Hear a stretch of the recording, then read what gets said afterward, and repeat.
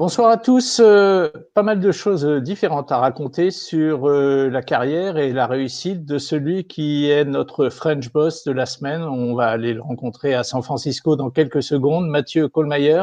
Pas mal d'histoires à raconter parce que d'abord, c'est l'histoire d'une réussite fabriquée dans une niche, c'est la première chose. Et deuxièmement, parce que c'est l'histoire d'une réussite fabriquée sur les fondaisons d'une entreprise familiale créée de longue date. Mathieu Kohlmeier, bonjour. Merci d'être avec nous depuis San Francisco. C'était facile à illustrer la ville de San Francisco, le Golden Gate qui est derrière moi. Et vous savez que dans cette émission, Mathieu, on commence toujours par cette question, une sorte de gimmick, une sorte de tic que j'ai.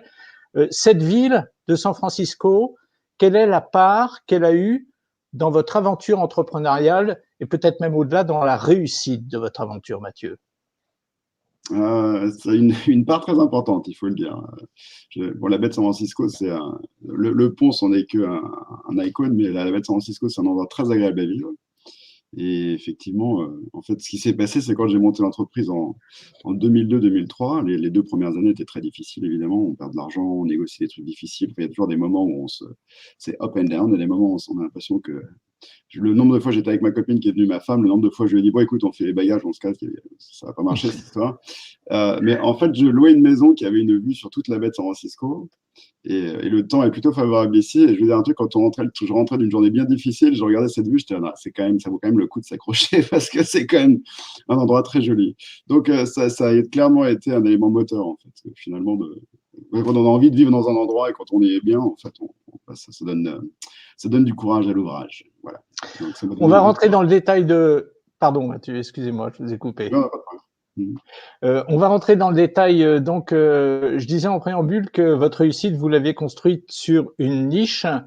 Alors moi, j'y connais pas grand-chose. Hein. Franchement, j'y connais pas grand-chose aux huiles, mais vous êtes en train de faire une énorme réussite dans le domaine de l'huile alimentaire, hein, pas l'huile de moteur. Racontez-moi un peu. Eh bien, en fait, effectivement, on est arrivé aux États-Unis par une toute petite niche, un peu par une petite fenêtre dans le marché des huiles. Bon, évidemment, les huiles, c'est un produit de base, c'est comme le sucre, le sel, enfin, c'est un truc que tous les humains consomment, quel que soit leur niveau de vie. Il se trouve quand même que en France, on a cette spécialité qui est de faire de l'huile de noix, de l'huile de pistache et faire des petites huiles comme ça. Donc, c'était vraiment une spécialité de la vallée de la Loire. Et en fait, mon père, en fait, a récupéré une petite entreprise au début des années 90 pour fabriquer ces huiles-là. Et en fait, aux États-Unis, il y a ce mouvement depuis 20 ans de bouffe naturelle. Chaque catégorie, en fait, est un peu révolutionnée. Et donc, on s'est rendu compte au début des années 2000 qu'il y avait une opportunité intéressante aux États-Unis où, en fait, les Américains redécouvraient les huiles. Ils avaient été un peu l'huile d'olive dans les années 90. Ça a permis à beaucoup de gens de redécouvrir qu'une huile, c'est pas juste un corps gras qui pouvait être négatif, mais en fait, ça pouvait être quelque chose qui pouvait être bon pour la santé, qui pouvait avoir du goût. Et donc voilà, en fait, il y a eu un peu dans cette révolution de produits naturels. Dans la catégorie des huiles, en fait, il y a eu une ouverture pour des huiles de spécialité, pour des huiles naturelles, pour des huiles qui soient, je dirais, avec du goût, qui soient un petit peu plus riches pour la santé, ainsi de suite. Et donc, on est venu s'installer en Californie en 2002-2003 au début pour fabriquer des huiles de fruits secs, parce que la Californie était le plus gros producteur mondial de noix, d'amandes, de pistaches. Et de là, en fait, on a ouvert en fait, le champ, parce qu'aujourd'hui, c'est pas notre principal produit. Aujourd'hui, ça représente 5-10% de notre chiffre d'affaires. Le gros de notre chiffre d'affaires aujourd'hui, on va le faire avec de l'huile d'avocat, de l'huile de sésame, de l'huile de coco importée des Philippines. Enfin, en fait, tout le champ des huiles de spécialité ou des huiles premium et bio, c'est dans ce champ-là qu'aujourd'hui on travaille. Mathieu, on va parler dans quelques instants de votre CV parce que votre CV, quand on le lit attentivement, ce que j'ai fait, il explique pas mal de choses sur ce qui se passe aujourd'hui chez vous. Auparavant, est-ce que l'huile, c'était une passion chez vous ou est-ce que ça a été le hasard effectivement de l'entreprise familiale qu'il fallait faire grandir et faire perdurer? Non, c'était pas nécessairement une passion initiale, parce que en fait, moi, j'ai grandi, j'avais pas nécessairement non plus le désir de travailler avec mon père, c'était plutôt en fait un désir entrepreneurial et un désir je sais pas trop pourquoi, mais j'avais vraiment un désir d'expatriation également. En fait, j'avais envie d'aventure. Je crois que Ouais. pour moi, c'était l'aventure, c'était partir, c'était voyager, partir loin, faire des trucs un peu différents. Et quand ce projet, quand mon père m'a dit, tiens, aux États-Unis, on a un partenaire qui serait peut-être intéressé pour fabriquer des huiles, il semblait que le marché soit intéressant, est-ce que tu veux aller voir qu'est-ce qui s'y passe?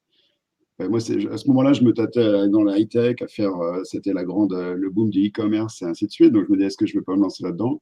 Et j'ai sauté sur l'occasion et effectivement de fabriquer des produits naturels et des produits alimentaires qui sont de bonne qualité et quelque chose de fantastique, quoi. Il y a un purpose qui est super fort. Et donc, c'est un peu le hasard qui m'y a amené. Et en fait, ça a été le projet entrepreneurial que j'ai choisi de pousser. Et ben, écoutez, ça fait 20 ans que je suis derrière et que ça me passionne. Donc, je pense que c'était un bon choix. Ouais, je pense aussi. On va reparler justement parce que en fait, en regardant votre CV, on s'aperçoit que sous le petit Mathieu, le jeune Mathieu perçait déjà le futur chef d'entreprise. Parce que si on regarde des études que vous avez fait une école de commerce à Paris qui est plus qu'une école de commerce, qui est une école de business, une école destinée à former des managers. Après, vous avez fait des universités aux États-Unis, mais tout dans vos études indiquait déjà que vous alliez devenir entrepreneur. Donc, vous nous confirmez ce que vous nous disiez à l'instant, c'était un truc qui vous trottait dans la tête de créer votre boîte, de devenir le patron, l'entrepreneur, non? Oui, ouais, clairement. Ouais, ouais. Ben, ouais, effectivement, j'ai fait l'école de commerce à Rouen qui s'appelle le SC Rouen, qui a changé de nom aujourd'hui, qui s'appelle Neoma. Donc, effectivement, il y avait déjà clairement identifié la volonté de dans le business. Et après, effectivement, je suis parti au Canada à faire un MBA. Et, c'était gestion de projet, entrepreneuriat, c'était des sujets qui m'intéressaient beaucoup. Et effectivement, à ce moment-là, j'étais en pleine réflexion de quel type d'emploi je pouvais monter. J'avais des listes, j'avais un petit carnet où j'essayais de trouver toutes les idées que je pouvais avoir. Je faisais la liste.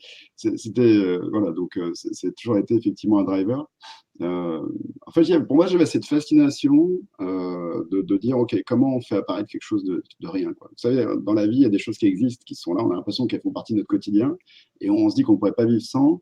Et en fait, il y a un moment, elles n'existaient pas du tout, en fait. Et donc, dans cet esprit de création d'entreprise, il y avait quelque chose de fascinant de pouvoir dire qu'on allait créer quelque chose qui allait faire partie de l'univers de tout le monde.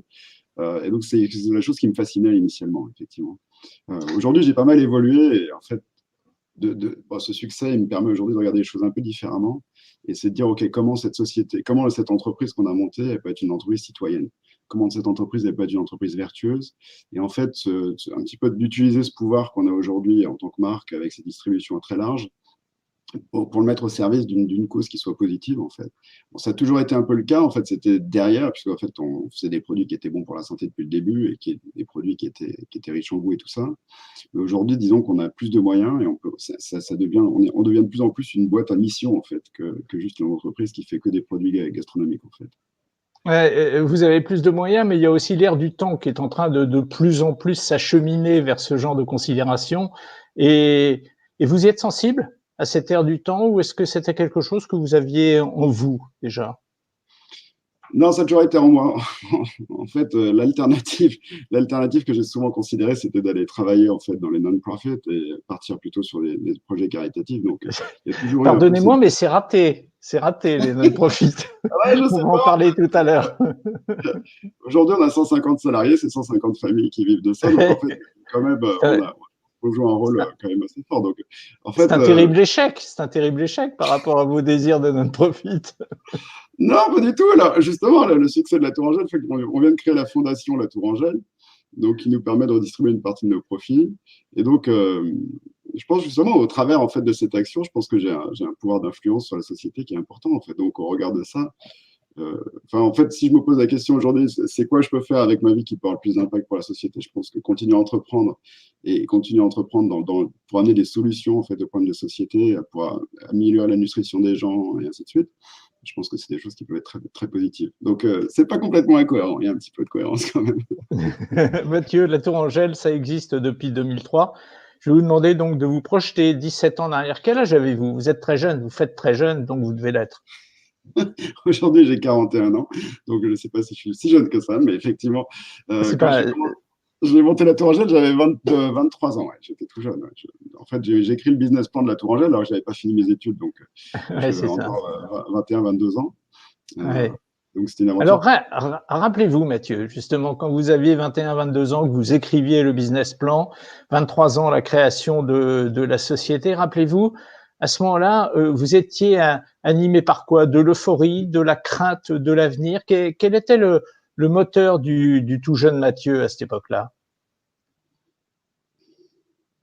Euh, C'est il y a tellement longtemps, je comprends que vous vous rappeliez pas. Non, je crois que j'étais assez confiant, en fait.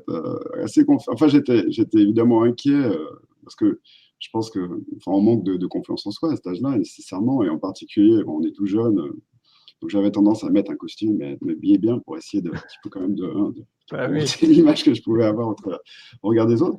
Mais bon, en plus, faut voir que je le faisais en anglais, hein. C'était pas du tout ma langue, ma première langue. Moi, mon père est allemand, donc je parlais français et allemand déjà, mais l'anglais, je le parlais comme quelqu'un qui l'a appris à l'école. Faire du call calling ou appeler des clients ça fait toujours peur d'appeler quelqu'un qu'on ne connaît pas pour essayer de vendre ses services. On s'expose vachement, quoi. C'est dans toutes les langues, mais alors en plus quand on le fait en anglais, c'est pas aussi simple. Ou aussi gérer des gens, c'est-à-dire que moi, j'avais mon premier salarié, mon directeur des opérations, il avait presque 35 ans, 40 ans de plus que moi, donc c'était pas nécessairement des choses qui étaient hyper faciles. Mais bon, en fait, dans l'action, on se projette. En fait, non, je m'éclatais, quoi.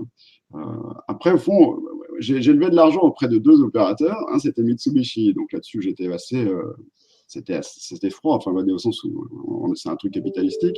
Mais de l'autre côté, je levais de l'argent quand même auprès de mon père qui me faisait confiance. Et donc là, j'avais quand même, c'était ça le principal élément de stress, en fait. De se dire, tu t'empruntes, enfin, tu prends de l'argent de tes parents et en fait, est-ce que tu vas le perdre, quoi. Et donc, c'était évidemment une chance formidable. Donc, on était à 50-50 avec Mitsubishi. Donc, j'avais fait en fait une levée de fonds avec 50% de ma famille, mon père, en fait, qui me faisait confiance pleinement, et 50% Mitsubishi. Donc oui, effectivement, il y avait un petit peu de stress de ce côté-là. Donc pour moi, les 2 premières années, c'était plus ça, c'est-à-dire est-ce que je vais tout rater et que ce serait quand même terrible d'avoir cramé toutes les économies de ses parents, c'est pas terrible, quoi. Donc ça, c'était le côté un peu stressant. Et la levée de fonds auprès de Mitsubishi, on sait qu'aujourd'hui, la levée de fonds, c'est l'ADN de l'entrepreneur. Tous ceux avec lesquels on se entretient pour cette rubrique nous le disent, ils ont tous eu à lever des fonds à un moment ou à un autre. Est-ce que c'est quelque chose que vous aviez appris à l'école? Moi, je sais que c'est quelque chose qui ne doit pas être évident. Aller demander de l'argent, c'est pas un truc évident. Alors, vous avez eu la chance d'avoir 50% effectivement qui venait de votre père, mais n'empêche qu'il fallait trouver 50% restants. Est-ce que ça a été dur pour vous? Est-ce que vous avez dû vous faire violence pour aller faire ça? Non, non, pas du tout, en fait. Non, pas Bon, particulièrement. c'est une Non, en fait, question idiote, donc. non, non, non, pas du tout. Non, non, c'est pas une question là. Je pense pas que c'était.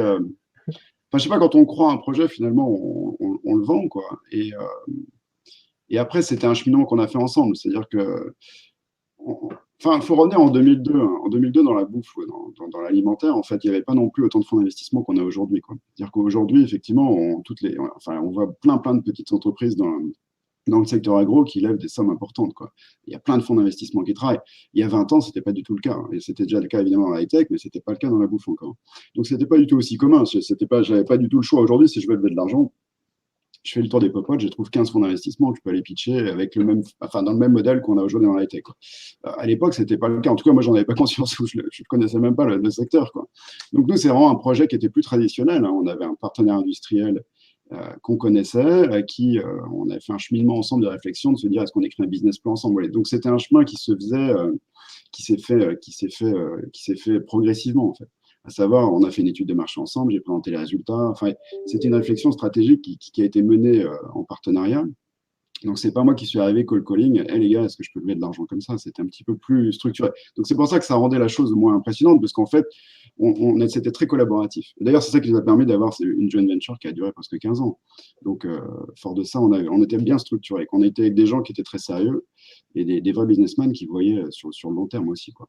Donc, fort de ça, ça a enlevé un petit peu. C'était moins le côté, j'arrive, la personne, je ne la connais pas, et je lui dis, bon, hey, t'as une demi-heure, est-ce que tu vas me filer 2 millions de dollars? Ça va être génial, quoi. Non, c'était beaucoup plus raisonnable. Et c'était beaucoup plus long aussi, hein. Ouais. Et depuis, Mathieu, vous n'avez plus jamais eu à lever des fonds. Après, ça a roulé tout seul, si je puis dire. Si, en fait, justement, ouais, donc j'ai pas levé de fonds. En fait, on a levé des fonds sur les 2 ou 3 premières années auprès de ces deux actionnaires en fait historiques. Ensuite, on a fait de l'argent, donc on a été en croissance organique. Et en 2016, j'ai dû sortir en fait en 2015-2016, j'ai racheté les parts de Mitsubishi qu'ils avaient toujours dans l'entreprise à ce moment-là. Et donc là, j'ai levé des fonds effectivement auprès de fonds d'investissement américains et français. Et donc là, c'était très intéressant. Moi, c'était assez passionnant, en fait, parce que c'était rigolo de se retrouver en face de… Justement, ce qui était vraiment intéressant, c'était de se retrouver en face de l'écosystème de levée de fonds d'investissement américains, qui est très divers et varié, avec des différents types d'opérateurs qui offrent des choses tout à fait différentes. Et ensuite, d'aller en France et de passer de la place de Paris à la place de San Francisco, en fait. Hein. Tu prends l'avion et tu vas lever les fonds et tu mets en concurrence les dossiers. Et c'était une approche du business qui était très différente. C'était très intéressant. Et en l'occurrence, j'ai levé des fonds finalement en France en 2016 justement pour pouvoir les racheter et mener l'opération à bien. Alors justement, quand vous dites j'ai racheté les parts de Mitsubishi, c'est Mathieu Kohlmeier lui-même, personne physique, hein, qui a racheté les parts de Mitsubishi. Quelle est la répartition aujourd'hui du capital des huit de la Tour Angèle? Non, effectivement, j'ai racheté au travers de la Tour Angèle, en fait. Donc, c'est une entreprise familiale. Donc, d'un certain point de vue, j'ai relué les autres actionnaires qui sont effectivement mes deux frères et mon père. Donc, en fait, c'est une entreprise tout à fait familiale. J'en ai à peu près un tiers du capital. Aujourd'hui, je contrôle un tiers du capital. Et le reste du capital est en fait aux mains de mes deux frères et de mes parents. Et ces fonds d'investissement extérieurs représentent à peu près 9% du capital. Donc, c'est tout à fait minoritaire. L'idée, c'était juste de s'adosser quand même à des gens qui soient dans la banque, qui soient dans la finance, mais pas non plus l'idée pour nous, c'est une entreprise qui se veut pérenne et on se veut sur le long terme à son capital. Donc, l'idée, à partir du moment où si on dilue 30 ou 40% d'épargne d'entreprise, fondamentalement, on est un peu condamné à rentrer dans un cycle de levée de fonds ou en fait à rendre l'entreprise à terme, ce qu'on ne désirait pas faire à ce moment-là. Et vos deux frères et votre père, ils sont actifs dans la marche quotidienne de la société?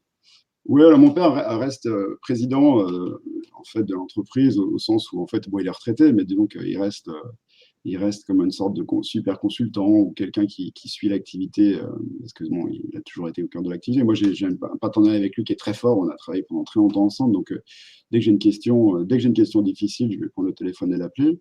Donc aujourd'hui, c'est un peu mon consultant caché un peu.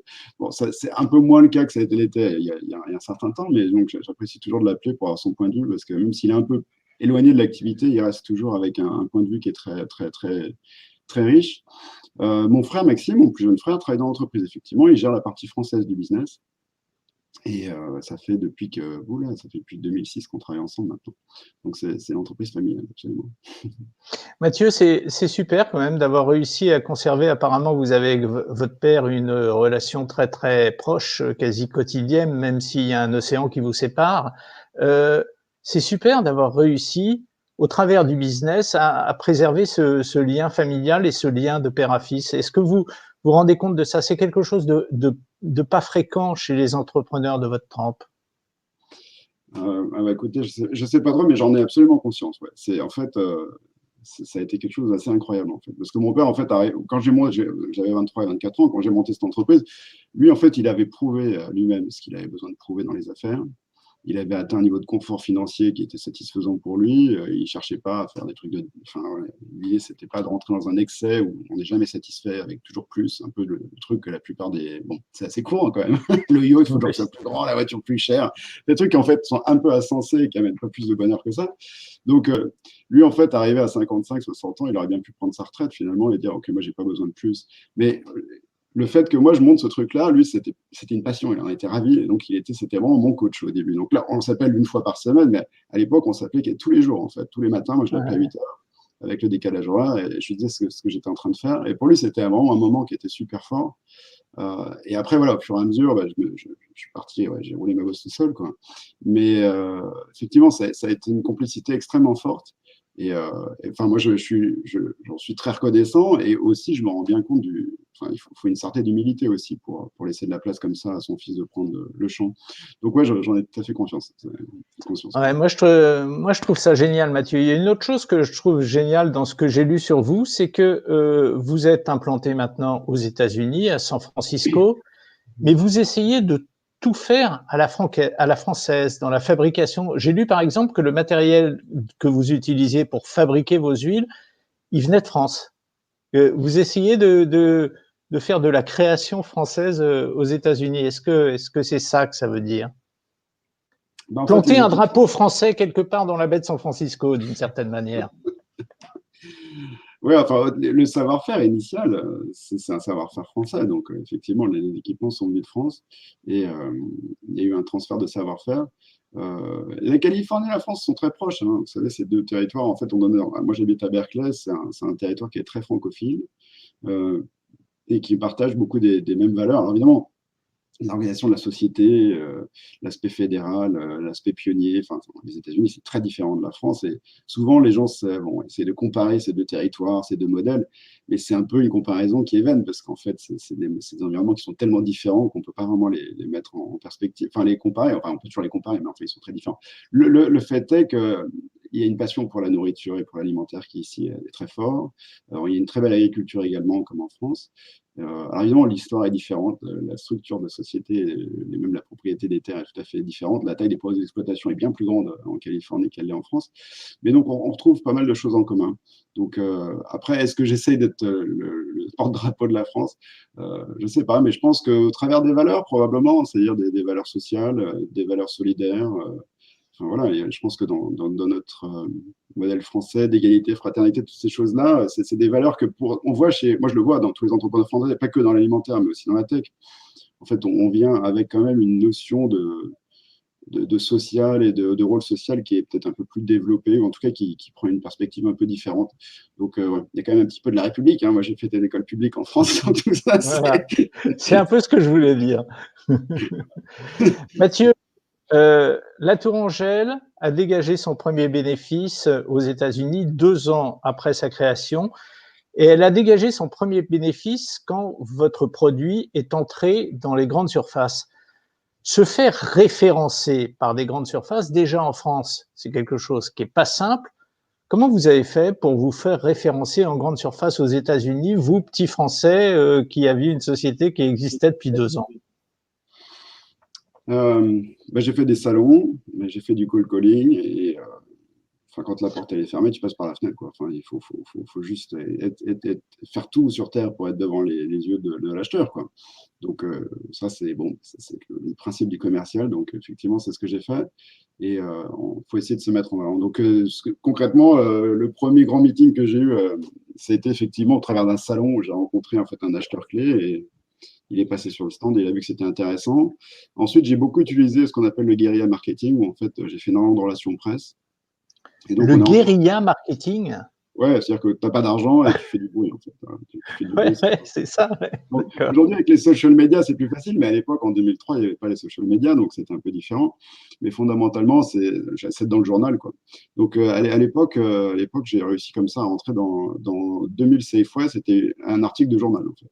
Où le lendemain, l'acheteuse m'a appelé en disant, tiens, tu n'es pas dans les magasins, est-ce que tu veux y être, quoi. Donc, le maximum de visibilité, c'est comme ça qu'on a réussi. Euh, et après, voilà, quoi. Et après, il faut y rester, quoi. Parce que je pense qu'il y a une différence majeure entre la France et les États-Unis, c'est que, enfin, aux États-Unis, il y a une culture du risque surtout chez les supermarchés, ils sont beaucoup plus ouverts aux nouveaux produits. Et c'est pas anormal pour un acheteur de supermarché de placer les produits directement dans 1000 ou 2000 magasins. En France, l'acheteur, il va te mettre dans deux, trois magasins, il va tester. Ça va être un petit peu plus difficile de rentrer dans beaucoup, beaucoup de magasins d'un coup. Donc aux États-Unis, la porte, elle est plus facilement ouverte, mais par contre, elle se referme aussi beaucoup plus rapidement. C'est-à-dire qu'en France, une fois qu'on rentre, on va donner un peu plus de chance. Donc c'est plus dur de convaincre, mais une fois qu'on a convaincu, on va donner peut-être plus de chance. Aux États-Unis, tu peux rentrer dans plein de magasins et l'année suivante, tout perdre. Donc il faut, voilà, c'est une culture du risque qui est un peu différente. Donc, c'est bien de pouvoir rentrer, mais ensuite, il faut surtout rester. Et donc, pour ça, il faut beaucoup se battre et essayer de gagner des consommateurs. Donc, ouais, c'était pas forcément évident, mais bon, on l'a réussi. Mathieu, vous avez évoqué quelques chiffres tout à l'heure, le nombre d'employés, la croissance. Après 23 minutes de conversation, on arrive au moment où on doit donner la possibilité aux gens qui nous écoutent et qui nous regardent de se figurer un petit peu ce qu'est votre société, la Tourangelle. Est-ce que, au travers justement de plusieurs chiffres, vous allez pouvoir peut-être nous faire rêver, en faire rêver certains qui rêveraient de suivre votre trace? Donc, vous avez quelques chiffres pour donner un peu l'idée de l'entreprise. Oui. Ouais, pour dire que ça marche bien, en gros, c'est ce que je Ouais, ouais. voulais dire. Bah, écoutez, hier comme avant-hier, non, bah, avant-hier, oui, hier comme avant-hier, on a embouteillé 110 000 unités. Voilà. Donc, chaque jour, on embouteille 110 000 bouteilles. Donc, ça fait quand même beaucoup, 110 000. Pour moi, je suis toujours assez surpris de constater qu'on ouvre l'usine à 3 heures du matin et on commence à embouteiller. Moi, je me lève vers 6 heures, 7 heures. Quand je regarde les chiffres, on a déjà embouteillé 25-30 000 unités alors que je viens juste de me réveiller. Et on continue à tourner toute la journée. Et à partir de 7-8 heures, je débranche. Mais en fait, on tourne jusqu'à 11 heures du soir. Donc, tous les jours, on embouteille comme ça 110 000 unités. Donc, ça, c'est beaucoup. Donc, ouais, on fait du 650 000 unités semaine actuellement. Donc, c'est fort. C'est à peu près 56 millions de dollars de chiffre d'affaires. Donc, là, typiquement, on a 1 million de dollars de commandes qui sont sur le dock, là, prêtes à partir tout de suite. Alors, c'est des trucs qui, évidemment, les chiffres dans l'ensemble, ça ne peut rien dire ou ça veut tout dire. Mais je veux dire, moi, j'ai commencé, on faisait 0 de chiffre d'affaires. Donc, quand je vois ça, je suis là. J'ai même du mal à croire moi-même que ça soit effectivement qu'on arrive à avoir cette taille-là. Et oui, beaucoup de salariés aussi, parce que j'ai porté toutes les casquettes. Quand on est entrepreneur, quand on a 20 salariés, j'ai eu 20 salariés pendant très longtemps, enfin, on est tout le temps sur le front, sur tous les grands sujets. En fait, on est le decision maker. Aujourd'hui, effectivement, on a un comité de direction, on a plus de staff, on a des managers, on a plusieurs niveaux. Donc, il y a quand même beaucoup plus d'hommes et de femmes sur qui on peut compter pour prendre les décisions. Et donc, ça fait un effet boule de neige, en fait. C'est-à-dire que finalement, plus on a de gens bien et plus on peut grossir plus on peut entreprendre des plus grands projets. Donc ça, c'est un côté qui est vraiment génial, en fait, d'arriver en fait, à pouvoir attirer des gens vraiment de grande qualité qui se disent, moi, je crois en ce projet, je vais travailler avec cette entreprise et qui contribue énormément, quoi. Donc, c'est plus que Mathieu, évidemment. Ça fait bien longtemps que c'est pas que moi, c'est toute une équipe. Hein.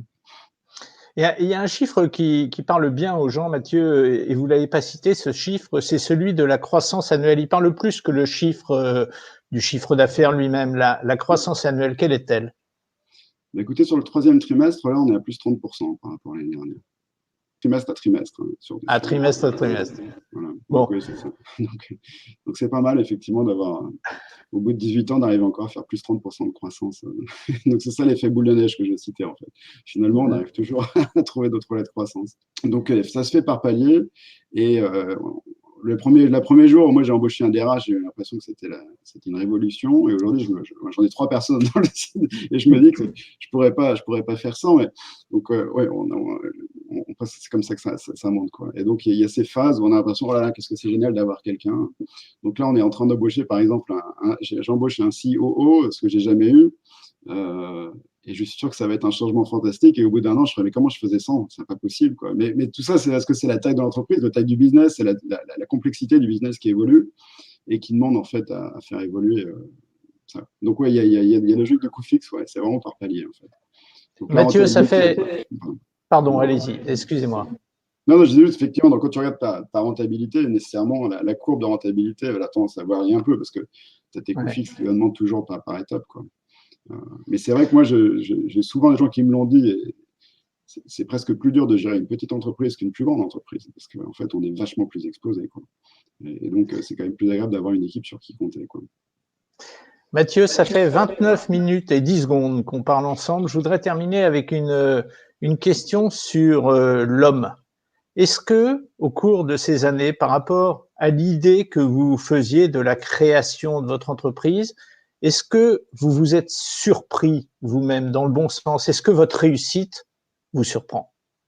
Moi, ce que je découvre, en fait, il faut être vraiment honnête avec soi-même et il faut être aligné avec ce qu'on a vraiment envie avec ce qu'on a vraiment, enfin, ce qu'on a envie d'être, quoi. En fait, il y a un côté d'être, moi, ce que je vois avec le succès ou avec l'entreprise qui grandit enfin, plus je me développe et plus, en fait, j'essaie d'être moi-même, en fait.